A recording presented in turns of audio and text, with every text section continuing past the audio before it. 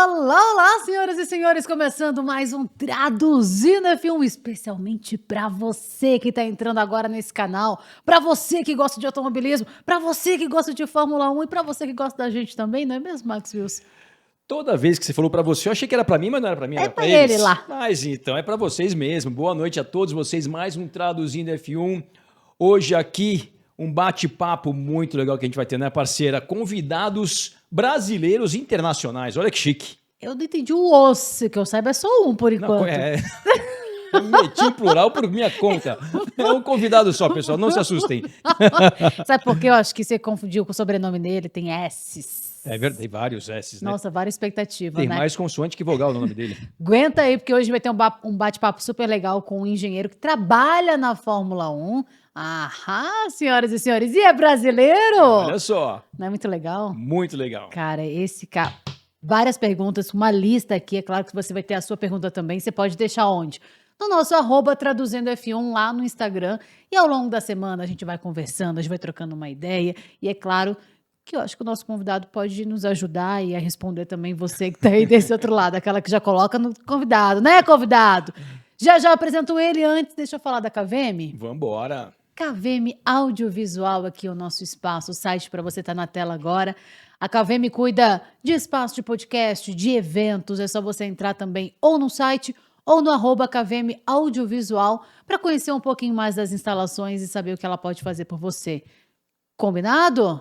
Certo, Praça? Tá ansioso? Tô ansiosa. Eu tô ansioso. Ainda mais que o fuso horário, né? Vamos falar com ele. Quantas horas a mais? 4? São 4 na frente. Ih, então são menina. 8 horas da noite, lá são meia-noite. Confere? Tá por aí.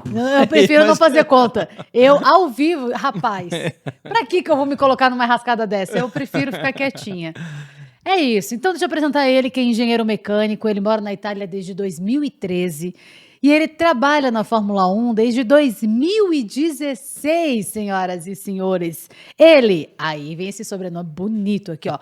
Pedro Bussadori. Bussadori, não sei se é... Será que é nome artístico isso? É o nome bonito, dele mesmo? Né? Bonito, bonito. Acho que ele inventou esse nome, hein? A gente vai perguntar pra ele agora se esse nome é de verdade ou é artístico, né?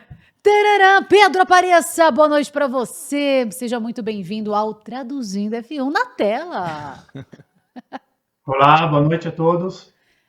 O português está em dia. Muito obrigado. Muito obrigado por poder participar no programa de vocês. Sou um fã de vocês, mesmo estando aqui da Itália. Escuto o podcast toda semana. E sempre que dá lá no trabalho, enquanto eu estou trabalhando, eu estou escutando vocês. Dou muita risada. Tá vendo? A gente coloca aqui, às vezes dá umas dicas para as escuderias, a gente acha que não estão ouvindo. Pois é. Olha lá onde é que está o Pedro na Itália, que chique. Exatamente. Mas legal, a gente agradece muito a sua companhia, viu, Pedro? E foi muito legal você ter entrado em contato com a gente. E pra gente realmente é um orgulho e uma honra ter um cara com a sua carreira na Fórmula 1 aqui batendo papo com a gente. Eu que agradeço vocês. Obrigado. Pedro, a gente está munido aqui de informações, de perguntas. E é claro, a gente, antes de tudo, para as pessoas te conhecerem também, o Pedro trabalha na AlphaTauri. Ele está lá desde 2016. Pedro, você é brazuca. E é óbvio que quando a gente fala de Fórmula 1, brasileiro trabalhando na Fórmula 1, isso é muito legal, enche já a gente de orgulho. Mas assim, para o pessoal também te conhecer, para a gente te conhecer, como é que você começou nisso? Você se formou em engenharia, né, ser engenheiro mecânico aqui no Brasil. Como é que foi esse contato? Começa a contar para a gente essa tua história. Então, é uma história meio longa. Eu sou de São Paulo, originário de São Paulo, e me formei em engenharia mecânica pela Universidade de São Paulo.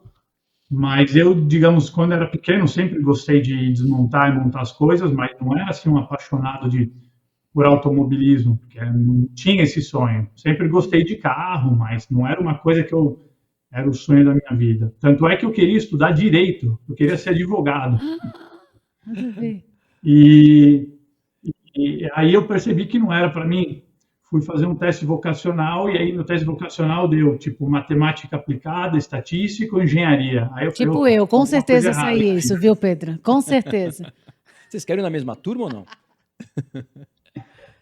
Aí, bom, fui estudar engenharia e a paixão realmente pelo motorsport começou no segundo ano, que na época a Universidade, a Politécnica da USP, ela não tinha o time de Fórmula SAI, que eu não sei se o pessoal de casa conhece, o Fórmula SAI é praticamente um projeto universitário em que você constrói um carro Fórmula em miniatura, digamos assim.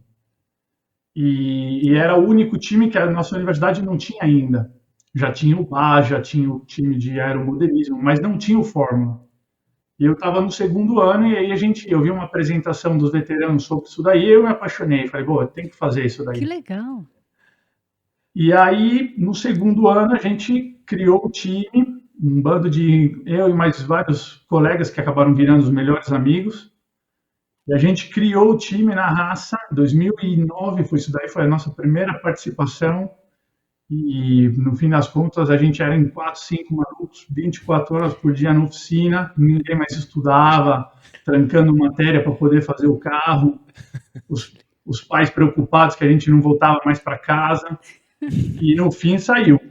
Conseguimos criar o time de Fórmula SAI, e dali, hoje já tem mais de 10 anos, e foi dali que eu e a paixão, que eu realmente descobri o que eu queria fazer na vida. Ô Pedro, deixa eu te fazer uma pergunta sobre. Desculpa, eu não conheço esse projeto. E esse carro, ele precisa entrar em movimento? Ele precisa, Sim, quais são as provas que ele Existe um precisa passar? campeonato disso, né, Pedro? Campeonato mundial, inclusive. Olha, O projeto de um carro Fórmula é exatamente o que você faz na Fórmula 1, mas tudo em miniatura. Aqui na Europa, ele é a porta de entrada dos estudantes no mundo do motorsport. Então, é muito forte a competição aqui na Europa. As pessoas que querem trabalhar no motorsport, já na faculdade, já começam a se envolver nesse tipo de projeto, porque já sabe que depois é o meio caminho para poder entrar no mundo do motorsport. Na época, em 2009, no Brasil, eram ainda pouquíssimas universidades, também porque é um projeto mais caro, então era difícil achar patrocinador. Hoje em dia a coisa já evoluiu bastante, mas em 2008, 2009 era ainda bem no início. E é um projeto que depois que você faz ele, você vai trabalhar no motorsport, você fala, pô, é igual o que eu fazia na faculdade, só que em uma escala muito menor. agora Então, tem teto de realmente gastos, viu, uma segunda Pedro? universidade.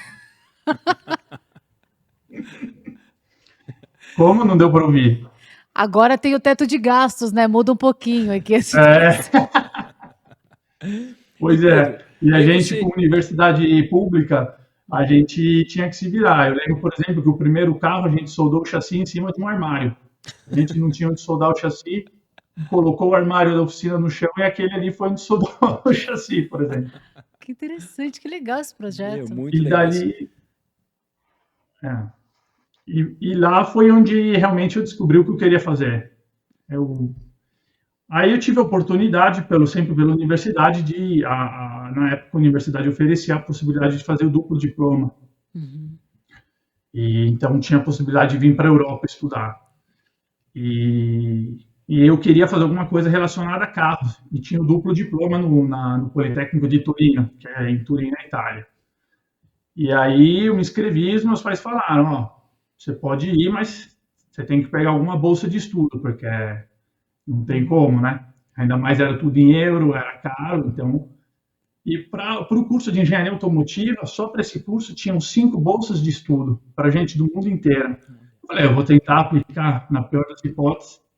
E no fim consegui pegar. Fui um dos ganhadores da bolsa de estudo. E aí acabei vindo estudar em Turim. E Pedro, 5 bolsas para quantos concorrentes?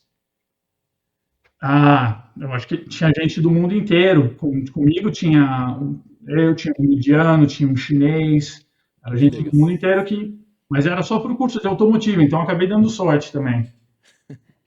Mas assim, essa tua proximidade, então, com Fórmula 1, com automobilismo, veio na faculdade. Você chegou a acompanhar alguma coisa de corrida antes? Ou você tinha algum piloto que você torcia? Ou o pai, às vezes alguém da família assistia? Tinha essa proximidade ou também era zero? Não, tinha. Eu sempre assisti as corridas. É que eu nunca me imaginei trabalhando como engenheiro de Fórmula 1, mas eu assistia. Eu lembro as manhãs de domingo, que eu acordava junto com meu avô para ver a corrida, acabava dormindo, porque eram muito cedo as corridas lá no Brasil. Eu lembro que às vezes era 8 da manhã, eu acordava, assistia a largada, às vezes dormia um pouco, mas tem lembro, ainda era muito pequeno, mas lembro das corridas do Senna. Então sempre teve esse lado, essa paixão pela Fórmula 1. Mas é que eu não me imaginava de um dia trabalhar nela, né? Era isso daí. Legal, Pedro. E Pedro, você falou que fez esse outro curso na Itália, né, de automotivo. E como é que foi o seu ingresso no motorsport? Qual que foi a sua primeira oportunidade de trabalhar com automobilismo? Então, a minha primeira oportunidade séria foi ainda quando eu estava na faculdade, que eu tinha que fazer o trabalho de conclusão de curso aqui na Itália, e eu consegui fazer a tese na Lamborghini. Eu fui chamado para fazer a tese na Lamborghini. Então, foi a primeira vez que eu vi de perto aqui o motorsport, digamos, europeu. Aí eu me formei aqui, fiz a tese na Lamborghini e volto para o Brasil. Termino a faculdade no Brasil também, porque era o duplo diploma, mas eu não pensava de voltar para a Europa. Falei, beleza, foi legal, 2 anos na Europa, longe da família, agora arranjar um emprego em São Paulo, começar a trabalhar. E aí eu tinha ficado um pouco assim, porque depois que eu tinha trabalhado na Lamborghini, aí eu queria trabalhar com carro no Brasil, e aí eu ficava, né, um pouco assim pensando, pô, sabe? Mas não pensava em voltar. E nisso eu recebi uma oferta de trabalho, fiz uma entrevista de uma oferta da Dallara, que eu não sei se o pessoal de casa conhece. A Dallara é uma empresa italiana que é aqui na região de Parma, que eles são, acho que, os maiores fabricantes de carro de corrida do mundo. Eles produzem, acho que, os carros de quase todas as categorias, eles que fazem o chassi da Haas, por exemplo. Então, eles são a excelência no mundo do motorsport. Eu já conhecia a Dallara estando aqui na Itália, fiz a entrevista com eles por Skype. Uma semana depois, eles me falaram, ó, se você quiser vir para cá, e eu lembro que era fevereiro, março, eu estava em São Paulo, né? Primeiro verãozão, voltando para casa. Uma semana depois já estava de volta para o inverno da Itália. Mas posso agora, tô com muita dúvida, assim, engenharia mecânica. O que você faz exatamente, Pedro? Porque a gente agora está falando do Lamborghini, da Lara, você está trabalhando hoje na AlphaTauri. Qual que é a sua função dentro desse meio? Então, eu sou engenheiro estrutural. Eu faço as contas estruturais dos carros. Então, digamos que eu brinco que o engenheiro estrutural é aquele cara que, se tudo funciona, tipo, o seu chefe fala, pô, dava para tirar mais peso, dava para fazer mais leve. Se a peça quebra, puxa a tua orelha e fala, pô, aí você exagerou. Mas você é engenheiro estrutural de toda a parte do carro ou em uma parte do carro em específico? Então, quando eu comecei a trabalhar na Dallara, a Dallara realmente é uma empresa, assim, sensacional em quase todos os aspectos, mas é uma escola realmente. Você entra lá, você vê projetos de todas as categorias, Fórmula 2, Fórmula 3, Fórmula Indy, carros super esportivos que a Dallara faz, só que eles não podem falar. Então você faz não só carro de pista, mas carro de rua. E eu trabalhando no escritório no departamento de análise estrutural, tive a oportunidade de trabalhar em quase todas as partes do carro. Então comecei na suspensão, depois passei para o chassi. Então, digamos que eu já fiz um pouco de tudo, digamos assim. E você ficou quanto tempo na Dallara? Eu fiquei na Dallara 3 anos e meio. Passou por tudo também. 3 anos e meio. Pedro, hoje... Desculpa, pode falar. É que a gente tá só para explicar para o pessoal que está em casa, a gente tem um pequeno delay, que é esse tempo de sair a nossa voz daqui e chegar lá da Itália. Logo da Itália. Pode falar, Pedro, desculpa. Não, eu ia comentar que tem até umas histórias engraçadas com o fundador da Dallara, que é o Gianpaolo Dallara, que aqui na Itália eles chamam ele de Ingegnere Dallara. Ele é um mito, né, no mundo do motorsport, assim. Eu acho que ele é uma das figuras, das últimas do calibre de Enzo Ferrari, Frank Williams, Colin Chapman. Ele realmente é uma lenda, né?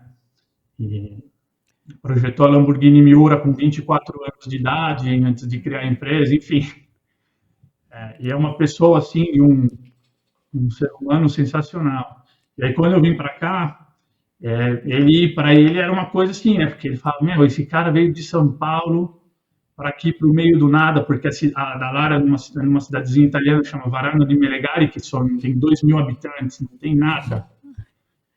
Então eu vim para cá com 2 mochilas, 2 malas, sem carro, sem nada, né? Não tinha nem bicicleta. A carro você ia fazer aí, Pedro. Carro você ia fazer um aí, relaxa. Pois é. E eu ia trabalhar a pé, para você ter ideia, porque eu morava na cidadezinha, dava uns 15 minutos andando, e aí de manhã ele passava de carro, e ele me vinha caminhando e ele parava o carro e me dava carona, né? Então eu chegava na empresa junto com o dono da empresa, todo dia o pessoal me olhava e falava, quem que é isso aí? Que legal. E aí, então a gente acabou criando essa relação também que acabou virando uma amizade, é uma coisa que, assim, para mim não tem valor, porque até hoje a gente se fala. Fim de semana, por exemplo, eu estava lá sozinho, não tinha carro, não tinha para onde ir. Ele me levava para Parma para assistir jogo de futebol com ele, sabe? Umas coisas assim que... É tipo o Dr. Marco, pô, gente boa. A versão boa. Nossa, que legal, Pedro. Mas, pô, que honra conhecer, né? A Dallara realmente é uma das empresas maiores de fabricação de carro, de tudo. Eu já corri com a Dallara, já destruí alguns também. E Dallara, como você fala, tudo que você falou, que faz o chassis da Haas, a Dallara também já teve uma equipe na Fórmula 1 nos anos 80, 90, alguma coisa assim, mas realmente que legal essa história com a Dallara, viu, Pedro? Parabéns. Max, essa história é muito legal, mas tem uma outra história bem bacana também, que é sobre transição energética. Já ouviu falar? Você sabe como as energias renováveis, elas são importantes para o mundo mais sustentável, né? Então a gente vai ouvir agora um recadinho da Enel. Bora, parceiro? Vamos ver. Vamos lá. Imagine um mundo mais limpo e eficiente, onde tudo funciona pela eletricidade gerada por energia limpa. Isso é o que a Enel quer oferecer às novas gerações. Um Brasil com menos emissões de carbono, mais sustentável e melhor para todos. Temos soluções em energia para eletrificar o seu dia a dia e facilitar a sua vida. Seja na sua casa, na sua empresa ou na sua cidade. Comece já sua transição energética com a Enel. Escolha um amanhã melhor. Acesse enel.com.br. Que legal, né? Você viu como a Enel pode ser sua parceira rumo ao amanhã com zero emissões de carbono? Comece já sua transição energética com a Enel. É só acessar enel.com.br. Deixa eu te perguntar, Pedro, você está falando agora da Lara, e quando a gente fala que você falou, claro, também teve carro na Fórmula 1, mas quando você vai para esse ambiente da AlphaTauri, quais foram as mudanças? O que você viu que mudou? Para você, o que mudou nesse teu dia a dia, na tua função? Como é que foi agora a gente entrando nesse mundo de... Você foi parar na AlphaTauri também, né? Como é que foi essa transição? Verdade. Como é que foi essa transição da Dallara para a AlphaTauri? Boa. Então eu estava na Dallara já há uns 3 anos e meio e adorava, assim, eu gostava tanto do trabalho que você vê, todas as dificuldades eu ignorava, sabe? Eu chegava em casa, assim, às vezes fim de semana, ligava para os meus pais e falava, não, basta, vou voltar para o Brasil, estou de saco cheio. Aí segunda-feira começava a trabalhar, de segunda até sexta-feira, eu quero ficar aqui, eu quero fazer. Era o fim de semana que era o problema, né? Porque não tinha carro, mas eu gostava tanto do trabalho que eu acabei superando essas coisas. E, bom, a Dallara é uma excelência, então praticamente quando você está lá dentro, depois é meio que automático que as empresas de motorsport, tanto na Itália como no resto do mundo, te procuram, porque o que você faz lá dentro é nível máximo e então se um time de Fórmula 1, por exemplo, está procurando engenheiro estrutural, um dos primeiros pessoas que ele vai procurar é gente que está lá na Dallara. Então, eu acabei fui procurado na época chamava Toro Rosso ainda, não era AlphaTauri, e eles me contataram em 2016 e obviamente, eu tinha uma pulga atrás da orelha, porque Fórmula 1 é Fórmula 1, então eu sempre também tive essa curiosidade e aí acabei aceitando a oferta, a proposta que eles me fizeram para vir para cá. E você começou em que época de 2016? Já no começo do ano? Comecei em fevereiro, no começo do ano. E me tira uma curiosidade, não sei se você acompanhou muito, mas essa época o Verstappen estava na AlphaTauri ainda, né? Ele acabou se mudando para a Red Bull, poucas corridas, acho que foi a 5ª etapa, né? Corrida de Barcelona em 2016. Como é que foi a repercussão dentro de uma equipe quando chega uma criança para pilotar um Fórmula 1? Eu peguei as primeiras corridas ou melhor, as últimas corridas do Verstappen na Toro Rosso. E ele deu trabalho para você, né? Que ele destruía bem os carros. Ele destruía bem, mas quando dirigia era realmente assim um prazer. Assistir ele, quem é do meio já sabia, né, que ele tem algo a mais, assim, porque a carreira que ele fez foi uma coisa assim que acho que um dos únicos, se não o único, a conseguir fazer uma carreira tão rápida, porque realmente ele tem algo a mais. Quando ele dirigia o nosso carro, dava para ver que ele estava dando o máximo e às vezes batia, né? Mas quando o piloto está dando o máximo, não é um problema, digamos assim. Agora acho que a sua pergunta é boa, aquela que você fez agora há pouco. Depois que ele chegou na AlphaTauri, né? Como é que foi? Repete a pergunta, por favor, parceira. Você falou tão bem, eu te interrompi. Não, que eu queria saber a diferença, porque, enfim, você muda de área, você muda de Empresa. ambiente, de empresa, de tudo, e a gente está falando da Fórmula 1, né? Então, como é que foi isso para você? Como é que foi chegar nesse ambiente e o que você observou ali nesse... Teu primeiro choque, cheguei na Fórmula 1, cheguei no Toro Rosso ou na AlphaTauri, como é que foi essas primeiras impressões? Então, a Fórmula 1 é um mundo particular, porque a primeira coisa que muda é que é tudo para ontem. Assim, é um ritmo. Depois que você termina de construir o carro, você tem que estar desenvolvendo ele, e aí você já sabe que daqui a 3 corridas você já vai ter que desenvolver o carro de novo. Então, tem um cronograma, digamos assim, que a empresa normal, por exemplo, na Dallara, você faz um carro. É um projeto mais no longo termo, no longo prazo, você tem mais tempo, e depois o carro que é feito vai ser vendido categoria monomarca, é diferente. Aqui, a primeira coisa que eu fiquei assim, impressionado é que é um ritmo muito, muito diferente. Assim. Então, só para explicar, normalmente na Fórmula 1 você tem o período que é o inverno aqui na Europa, que é o verão aí no Brasil, que é de novembro, outubro até janeiro e fevereiro, você projeta o carro do ano que vem. E é o período de maior quantidade de trabalho, assim, é muito intenso. Aí, quando você entrega o carro, que começa a temporada, você já começa a desenvolver ele. Então, você já sabe que para a corrida X, Y, Z, você vai mudar a asa, você vai mudar várias partes do carro. Então, você está sempre fazendo alguma coisa, desenvolvendo. Você não tem quase mais um minuto de descanso, fala, bom, beleza, terminei, agora vou dar uma relaxada. Tem sempre já alguma coisa para fazer. Você ia perguntar, não? Posso fazer? Pode, primeiras damas. Não, assim, é insano, né? Você falou que nessa janela você projeta, então, um carro para o futuro. Sempre funciona esse cronograma, por exemplo. Às vezes a gente fica falando agora... Eu sei que a gente está falando de 2023 ou de 2022, que foi mudança de regulamento, mas o carro, ele não tem como você jogar esse projetinho fora e começar a construir um outro do zero, porque demora muito tempo para ficar com o carro pronto. É isso? Isso.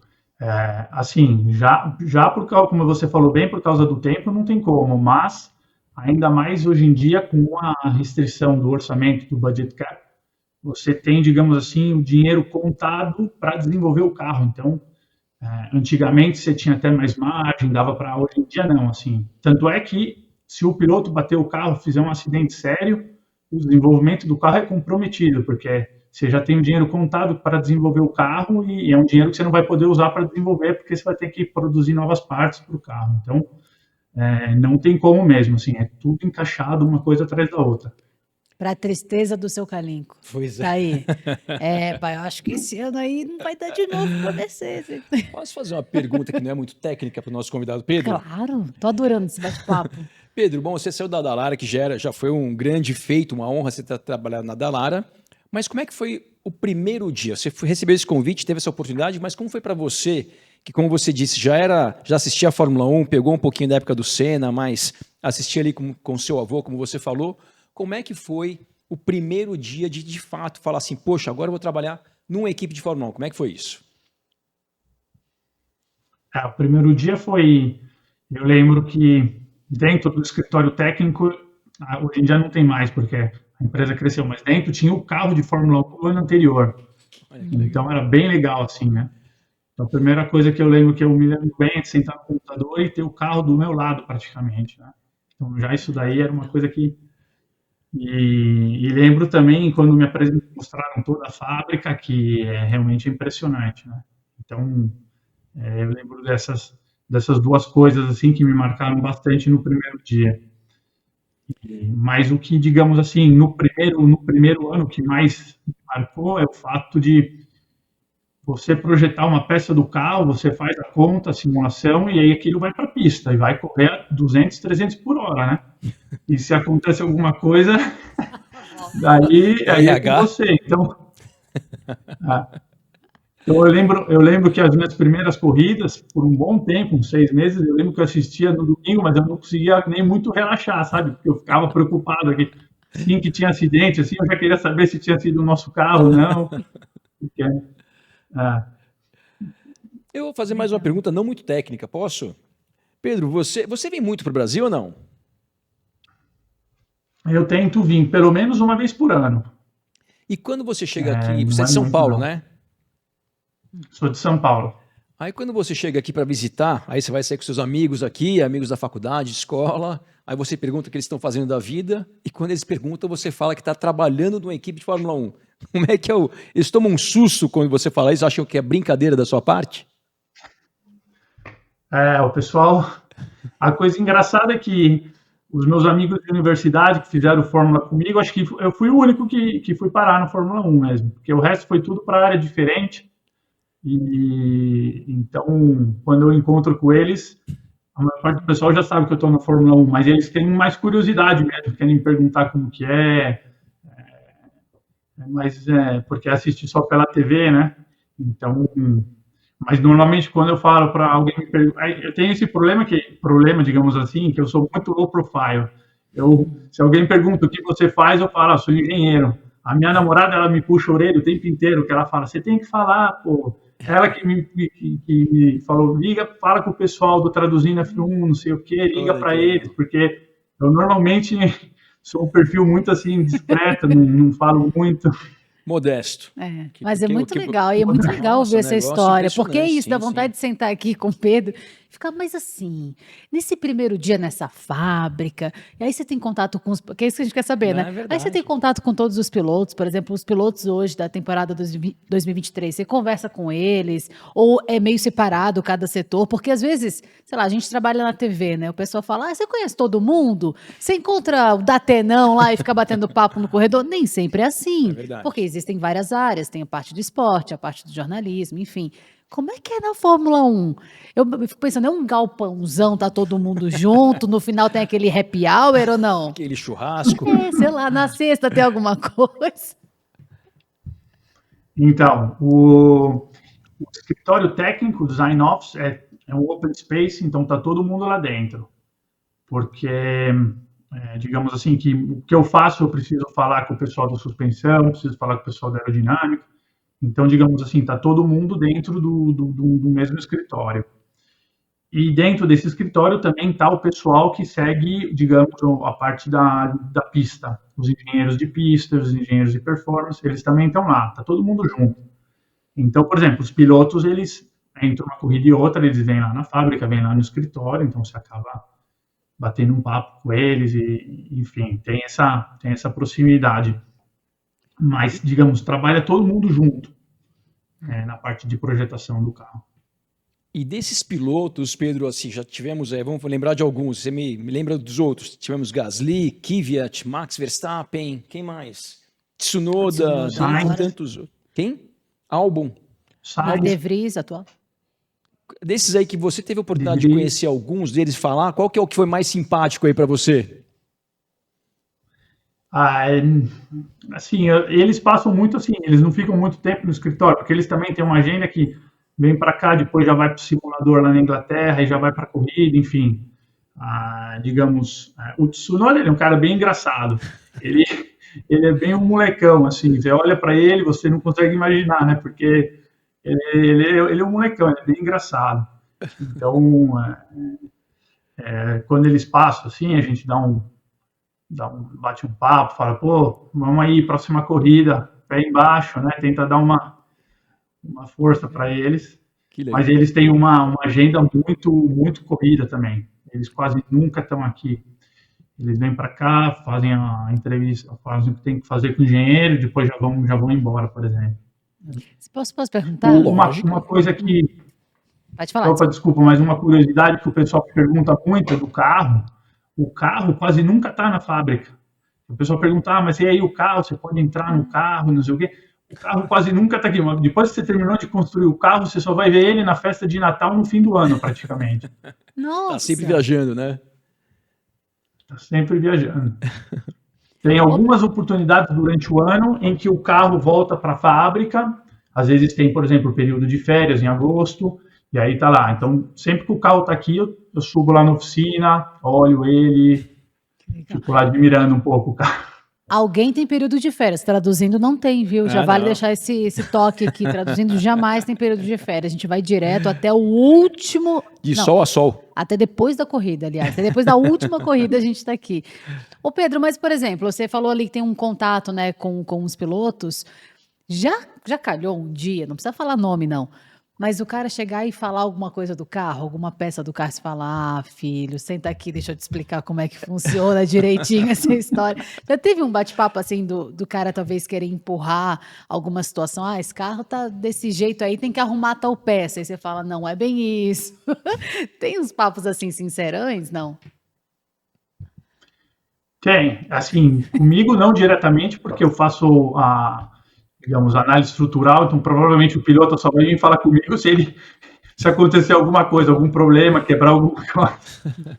Mas acontece bastante com o engenheiro assim, de performance, que às vezes o piloto dá um feedback e os dados a telemetria do carro está mostrando outra coisa, né? Então às vezes rola um pouco ou às vezes um piloto que é novo chega no time e aí, porque lá na outra equipe eles faziam desse jeito, não sei o quê, então tem um pouco disso, né, muitas vezes, obviamente, o piloto tem razão, porque no fim das contas você tem que fazer o carro do jeito melhor que é para o piloto dirigir, né? Não adianta você fazer um carro que depois o piloto não consegue tirar o máximo da performance do carro. Então, você tenta, obviamente, sempre escutar e tentar fazer o máximo possível para deixar o piloto mais confortável possível no carro, mas tem uma relação, assim, digamos, não é só amor e flores, digamos assim, entre o piloto e o engenheiro de performance.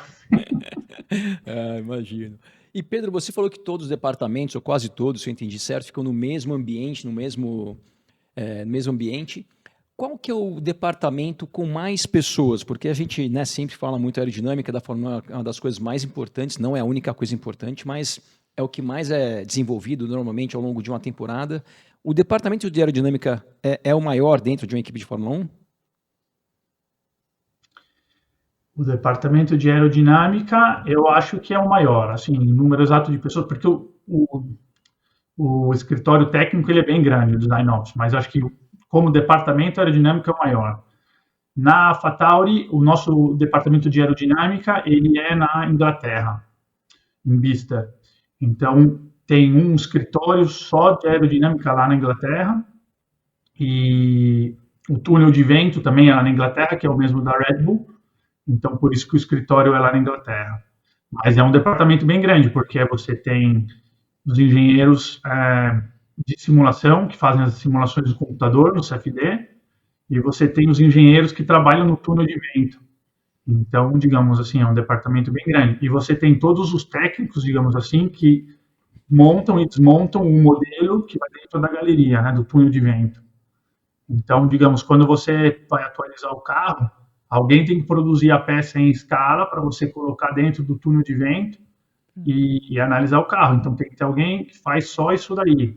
Aí você tem alguém que faz só simulação aerodinâmica, você tem engenheiro só para medir a performance do carro na pista, que também não é fácil, porque depois você tem que tentar fazer correlação, entender se na pista o carro está se comportando do mesmo jeito que você está simulando ele. Então é um departamento bem grande. E deixa eu te fazer uma pergunta, Pedro. Eu também tenho. Desculpa. Meu Deus do céu, Pedro, vem pra cá sentar com a gente aqui para ficar começando até amanhã. Olha só o tanto de coisa que precisa ser feito para criar o carro. Olha quantas pessoas trabalham para esse carro sair do papel e de fato ir para uma pista. Aí, Pedro, A gente sempre tem aquela discussão, dependendo da corrida, que o piloto adversário chega perto do carro, para dar aquela analisada, para dar aquela conferida. A gente já sabe que é proibido tocar, porque rola até uma multa, toca no bolso, é complicado.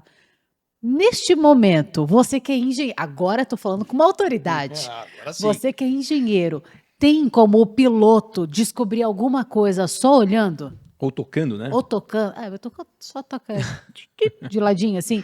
É possível? Então, praticamente não. O piloto ele vai dar uma olhada, mas eu acho que é mais por curiosidade, porque ele saindo lá, ele vê os carros e consegue ver que um é diferente do outro, né? Mas é uma coisa tão rápida que ele não tem nem o tempo de conseguir ver todos os detalhes, né? Então, o que você faz na Fórmula 1, todos os times fazem, cada time tem um fotógrafo que vai estar lá na pista durante todo o fim de semana e vai estar tirando foto de todos os outros carros Tem num zoom no paparazzi. máximo para tentar pegar todos os detalhes dos outros carros. E então, todos os times estão olhando o que os outros estão fazendo o tempo inteiro. Pode acontecer que às vezes o piloto dá uma olhada e fala, eu vi alguma coisa, principalmente se for, não sei, dentro do interior do carro, do cockpit, que é uma coisa que é difícil de você conseguir do fotógrafo tirar uma foto, pode até ser. Mas 90% das vezes, digamos assim, os times já sabem bem antes do piloto quais são as diferenças entre os carros. Vai, parça. Boa. E Pedro, você falou que você é do departamento estrutural, né? Explica pra gente o que é isso de fato. É a estrutura do monocoque, que é o chassi do carro, é da suspensão, da asa do carro como um todo. O que o seu departamento faz exatamente? Isso, então. Os principais componentes do carro estruturais é o chassi, que é um monocoque em fibra de carbono. Aí você tem as asas dianteira e traseira, o bico do carro e a suspensão dianteira e traseira. Eu comecei na suspensão e aí depois eu acabei mudando de grupo e eu estou no grupo da asa dianteira e do bico. Então, digamos, eu sou responsável pela homologação do carro. No caso do bico, você precisa fazer um teste de impacto para homologar o carro todo ano. Quando você faz o carro, você tem que fazer esse teste. Então, você projeta o bico e projeta também, no meu caso, a asa dianteira. E, no meu caso, tem essa complicação que você tem que passar o teste de impacto para depois competir.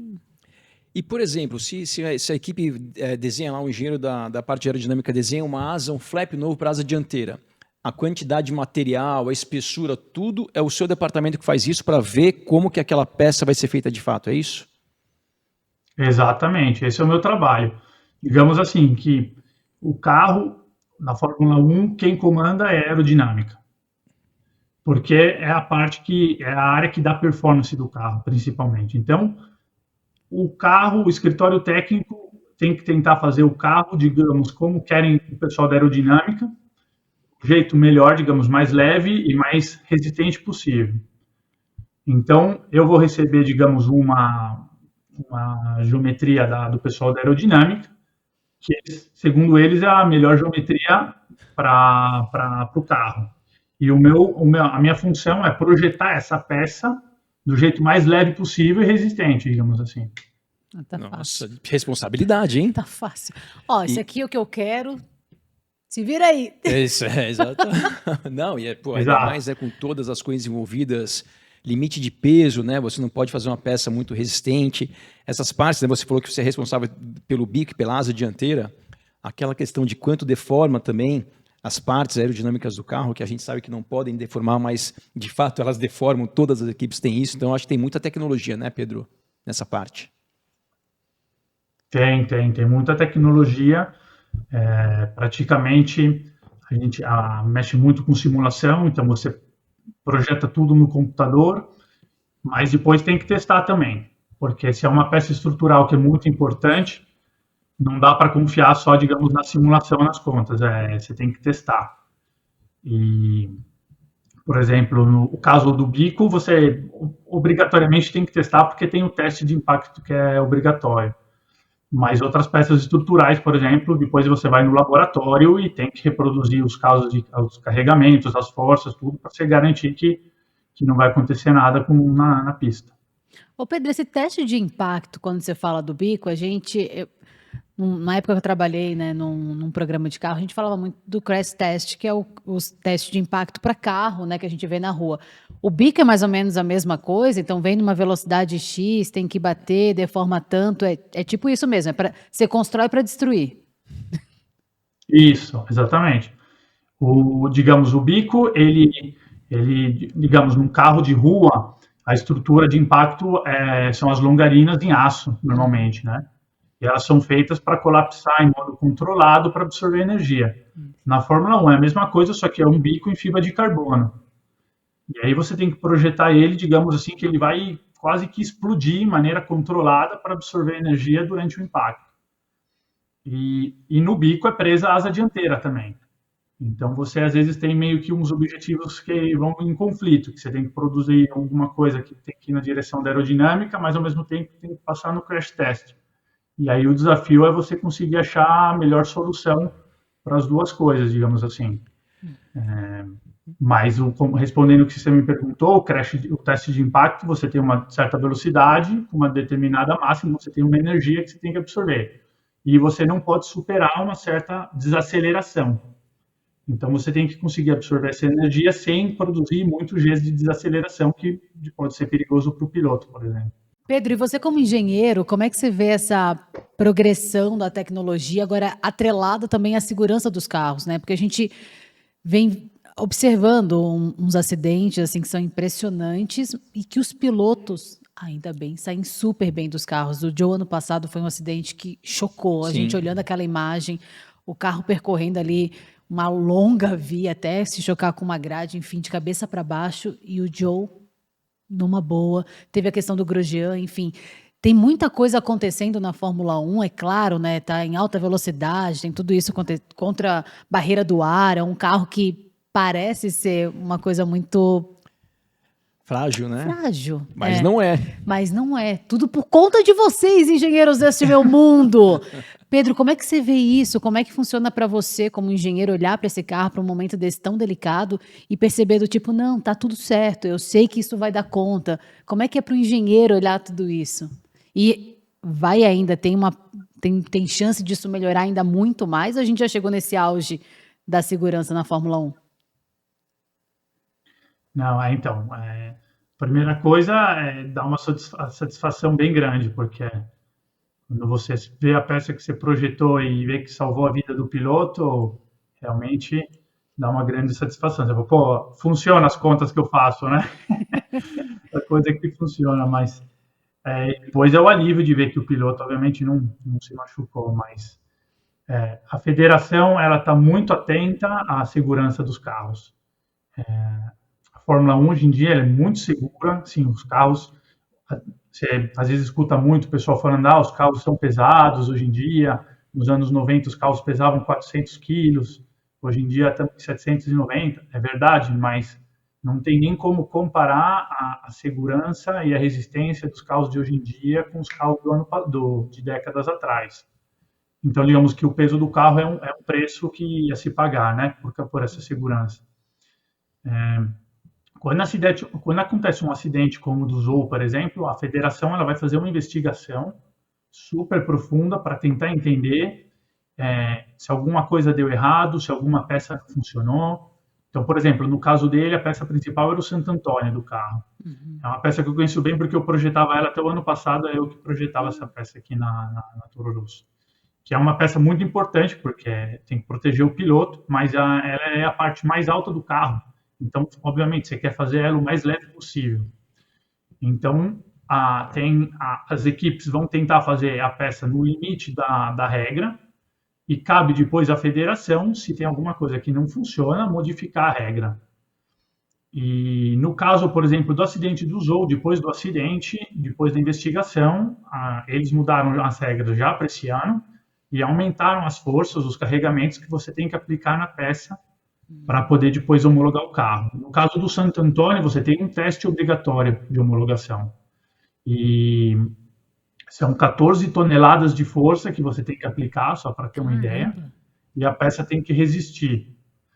Então, e depois, antes do acidente, eram 12 toneladas. Então, a federação ela está muito atenta e depois a melhorar sempre cada vez mais a segurança dos carros. E para todo o carro também, para o chassi.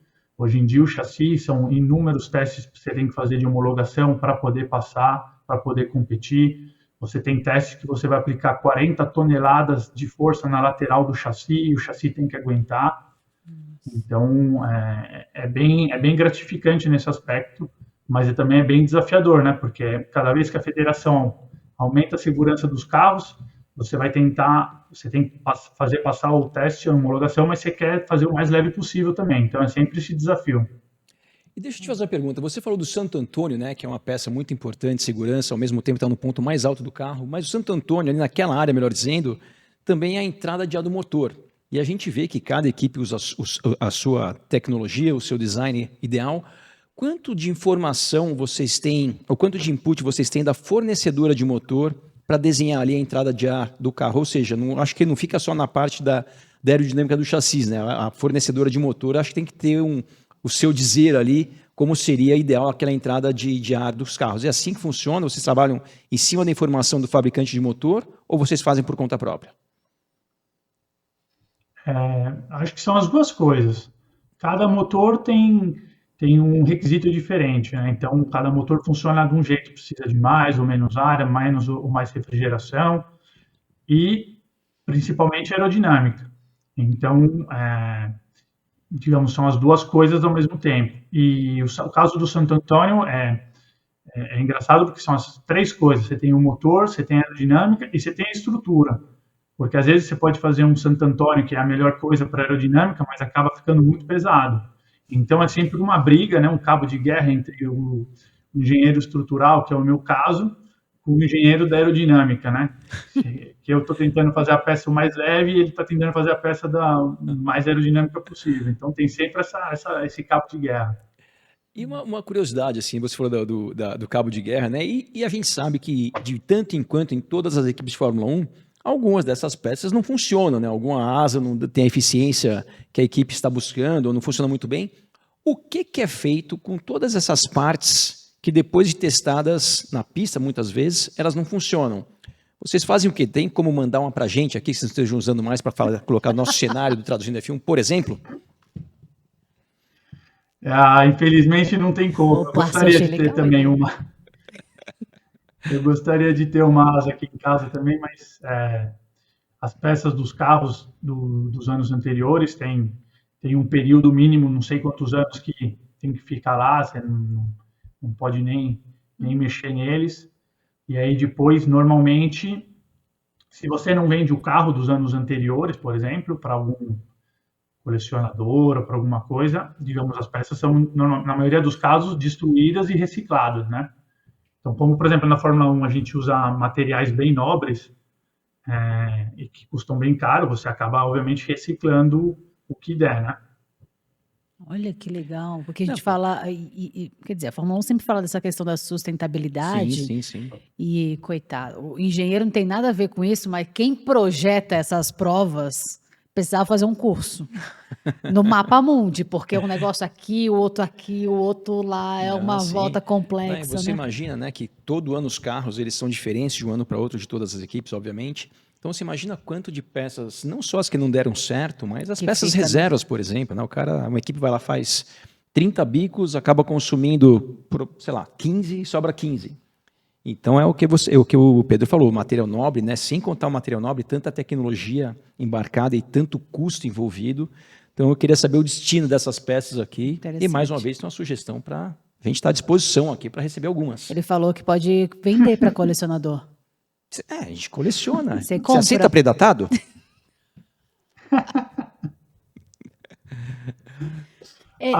Às vezes, se você procurar bem na internet, você acha peças de times antigos, por exemplo, times que foram à falência. Tem bastante coisa. Você pode ficar até surpreendido com o que você consegue achar na internet. Olha, mas digamos assim que normalmente não pode fazer, né? Ô Pedro, a gente falou sobre pilotos, sobre a tua área, sobre todo mundo, né? E sobre chefe de equipe? Você bate um papo com ele também? Como é que tá o Franz Tost? Como é que fala no sotaque aí? Vai, parça. Toast Torrada, né? Torrada. Francisco Torrada. É isso. Não, o Franz, digamos, o team principal, ele, para quem não conhece bem, digamos, a Fórmula 1, o team principal é a pessoa, o chefão, digamos assim. Ele é o chefe da equipe. Abaixo do team principal, você tem o diretor técnico, e o diretor técnico, ele é responsável, digamos, do projeto do carro. O team principal, ele, digamos, muitas vezes, por exemplo, às vezes você escuta as pessoas dando a culpa no team principal, que o carro não anda, que o carro não é rápido, mas quem é, digamos, responsável diretamente pela performance do carro é o diretor técnico. O team principal, ele vai escolher o diretor técnico, obviamente, e também vai escolher os pilotos, ele está acima do diretor técnico. Então, o Franz, digamos, ele é o chefe da AlphaTauri. E a gente tem contato com ele, obviamente, ele passa no escritório e tudo mais, e a cada X corridas, por exemplo, a equipe se reúne e ele fala para todo o time como estão indo as corridas, como que o carro está indo, o que tem que melhorar, o que está indo bem, o que não está indo bem. Então, esse é o contato que a gente tem com ele, digamos assim. Posso eu fazer uma perguntinha, parceira? Vai. A gente sabe, né, Pedro, que na Fórmula 1 tem aquela regra que as equipes não podem copiar um carro da outra equipe, né? A gente lembra aquele episódio de 2020, quando apareceu aquela Racing Point rosa. Agora, como é que funciona isso na prática? Por exemplo, a AlphaTauri usa o mesmo túnel de vento da Red Bull. A Aston Martin usa o mesmo túnel de vento da Mercedes. Como é que essas informações não acabam sendo compartilhadas entre essas duas equipes que usam o mesmo túnel de vento, por exemplo, para desenvolver seus carros? Então, essa é uma boa pergunta, né? Que eu também, antes de estar na Fórmula 1, eu me perguntava a mesma coisa. Digamos que o túnel de vento, ele é controlado 24 horas por dia, 7 dias por semana, com, digamos, com a câmera de segurança. Então, a federação, ela filma o túnel de vento o tempo inteiro das equipes. Então, ela sabe exatamente quantas horas, quantos minutos cada time está usando o túnel de vento. E digo até mais, eles fazem visita surpresa. Então, eles vão nos times sem avisar e para justamente tentar ver se está tendo alguma coisa, se estão compartilhando informação. Então, é um controle bem rigoroso que a federação faz. Tanto que o túnel de vento, você tem um número de horas máximo que você pode usar para desenvolver o carro. Então, como que a federação faz? O túnel de vento é o tempo inteiro filmado e eles sabem exatamente, então, quantas horas cada time está usando. E então, eles tentam controlar desse jeito. Agora, na Fórmula 1, como eu expliquei antes, você tem um time de engenheiros que, depois de cada corrida, vão estar analisando os outros carros, as fotos dos outros carros, e vão estar tentando entender o que está funcionando para os outros, o que não está funcionando. Então, é normal que tenha um pouco disso daí. Uma coisa que eu gosto muito quando acabam mudando as regras da competição é que nos primeiros anos os carros são bem diferentes, porque não tem ainda como você meio que copiar os outros times, então você acaba vendo várias soluções diferentes, ver quem acertou mais, quem acertou menos. Depois é natural que com os anos do mesmo regulamento, os times vão mais ou menos todos numa mesma direção. Mas a federação, digamos, ela tá bem atenta a esse tipo de, digamos, de problema. Pedro, eu tenho uma notícia agora ruim. E pelo menos para mim. Para nós. Para nós, né? Parça, já passou o nosso tempo, não é possível. Pedro vai ter que voltar outro dia. Vai ter. Vai ter que Eu voltar. adorei esse papo. Eu nem comecei a tirar minhas curiosidades ainda. Tem um monte de coisa para perguntar. Vamos fazer o seguinte. Isso foi só aquecimento, viu, Pedro? Vamos fazer umas perguntinhas a mais e deixar aqui no nosso YouTube, youtube.com/traduzindo F1, para você que não conhece o nosso canal ainda. Vem participar, inscreva-se, curta, deixa aquele like aqui no nosso vídeo, no nosso canal, que vai ser muito importante para a gente, para poder divulgar cada vez mais um pouquinho da Fórmula 1. O nosso intuito aqui é sempre a gente poder falar de automobilismo de uma forma muito leve, muito fácil, e a gente tirar também algumas dúvidas de vocês, ou de você que está assistindo, mas assim, de uma forma legal. E o Pedro, foi brilhante ter você aqui. Assim, Essa aula Uma aula, porque muitas coisas que eu nem imaginava como é que seriam e é bem interessante conhecer esse outro lado, viu? Não, e além disso, né, pessoal e Kalinka, para a gente terminar aqui só a parte do Band Esportes, você vai continuar um pouquinho mais aqui no YouTube, mas a gente tem um brasileiro, né? A gente sabe que a Fórmula 1 é o ápice do automobilismo mundial, então não só para os pilotos chegarem lá, para os mecânicos, para os engenheiros, para todo mundo, é um mercado muito restrito. Então a gente tem um engenheiro como o Pedro, que por ser muito low profile, ninguém nem sabia que ele estava na Fórmula 1, graças à namorada. Como é que chama sua namorada, Pedro? Carlota. Graças a Carlota, tô vendo que é italiana, hein?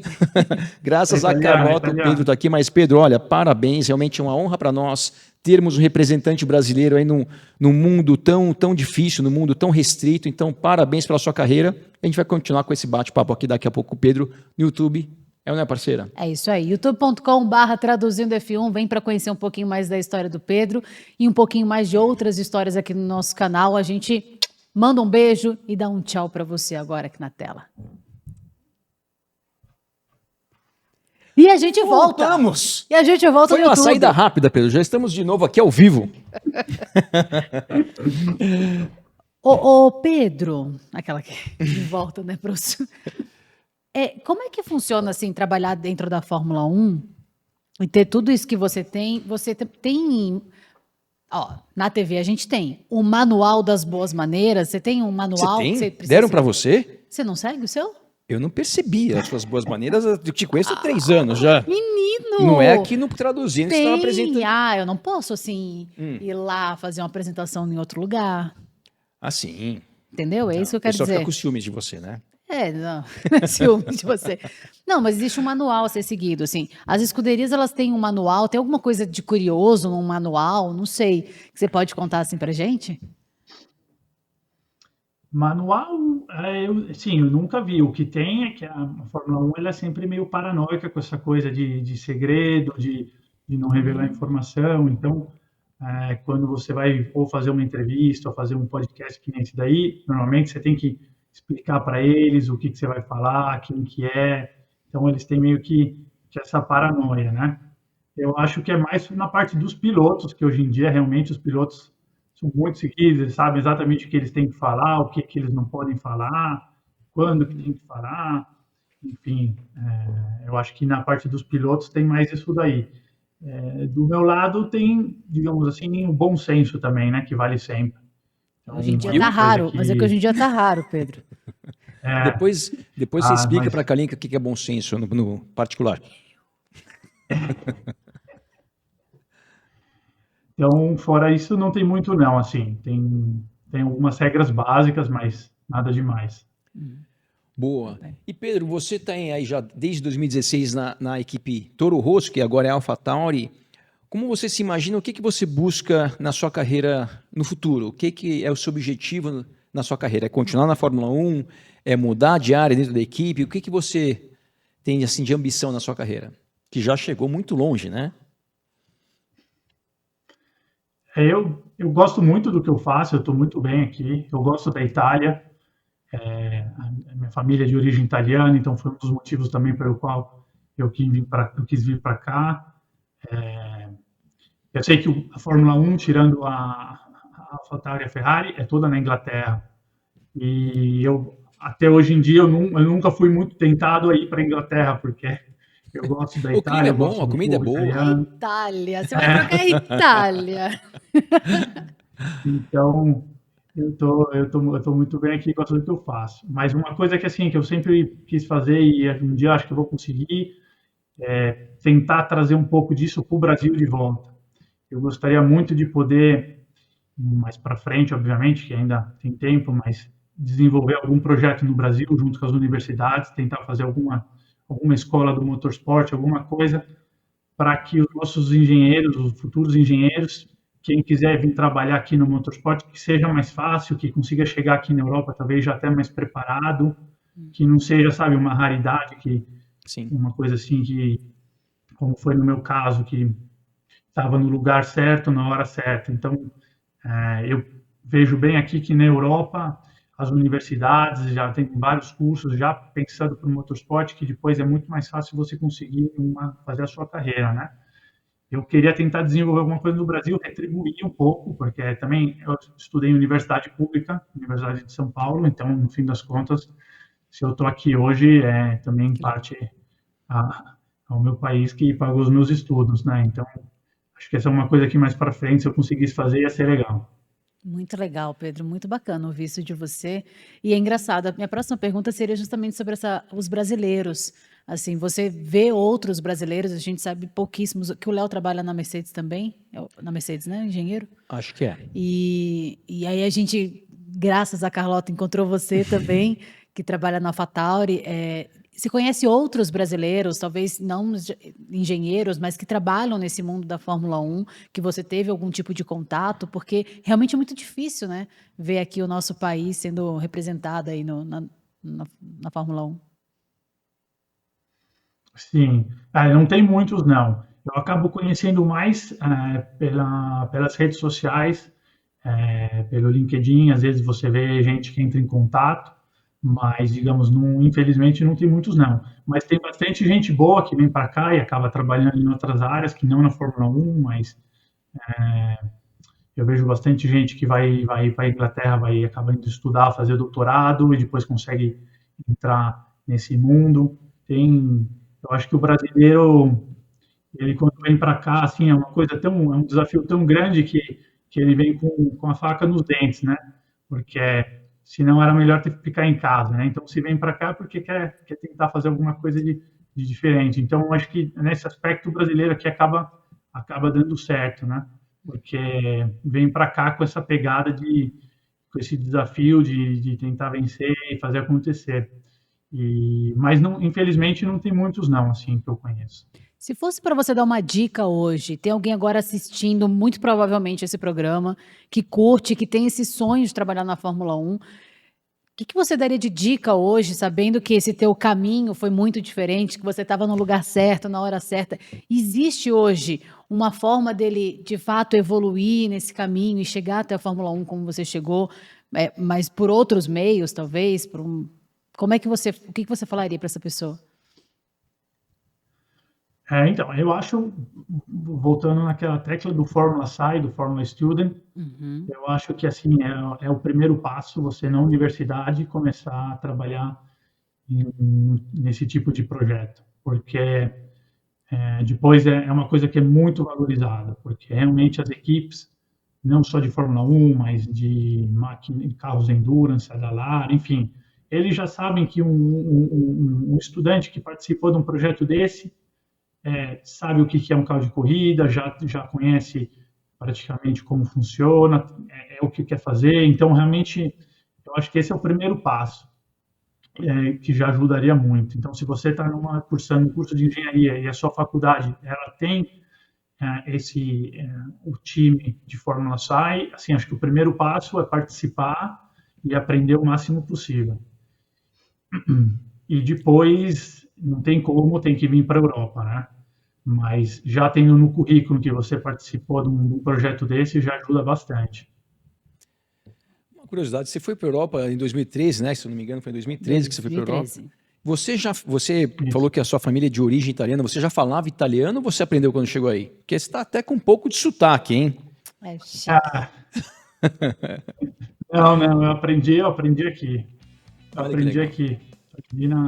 Digamos que é mais fácil para a gente, porque é parecido com o português, então a gente, digamos assim, tem mais facilidade. Para o pessoal inglês, por exemplo, é mais difícil. Eu não aprendi nada, e o pouco que eu aprendi, eu esqueci.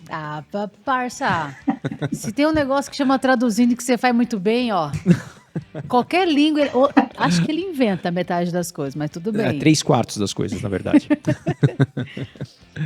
Pedro, muito legal ter você aqui. Mais alguma pergunta, Max? A gente tem muitas, mas a gente já segurou o Pedro demais aqui hoje. Tivemos alguns tropeços, então seguramos ele um pouco mais do que era imaginado por nós. Mas, Pedro, a gente queria realmente agradecer. A gente gostaria muito que você voltasse aqui em outra oportunidade. A sua história realmente é muito legal. O seu trabalho é muito interessante. Então, meu amigo, muito obrigado pelo bate-papo. Você vai voltar em breve. E boa sorte esse ano, boa sorte para a AlphaTauri e bom ano para vocês.